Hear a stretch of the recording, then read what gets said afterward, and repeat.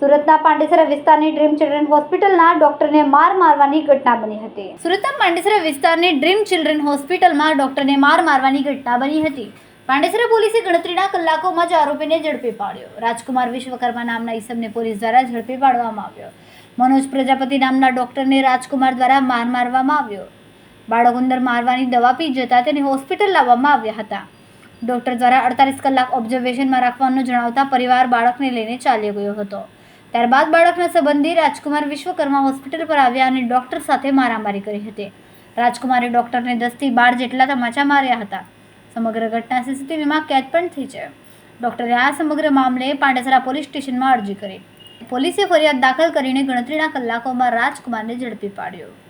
Pandesara police station વિસ્તારમાં કાલે 6:30 વાગે શામે આશરે એક હોસ્પિટલ છે dream children and general hospital. આમાં એક ડોક્ટર છે મનોજ પ્રજાપતિ.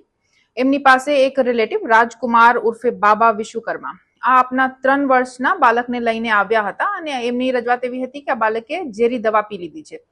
તો એના પછી ડોક્ટરે સલાહ આપી કે એમને એડમિટ કરવું પડશે અને કદાચ જો મરીજ સિરિયસ હોય તો એમને બીજી જગ્યા પર રેફર કરવું પડી શકે છે. તો આ પછી આ લોકોએ ઇલાજ નથી કરાવ્યા અને ત્યાંથી જતા રહ્યા.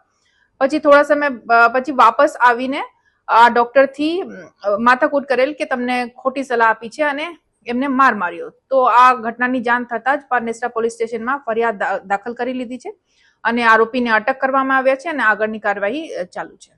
કેમેરામેન સેનલ વિરાણી સાથે વિશાલ છેટા, માનવ પ્રભા ન્યૂઝ, સુરત.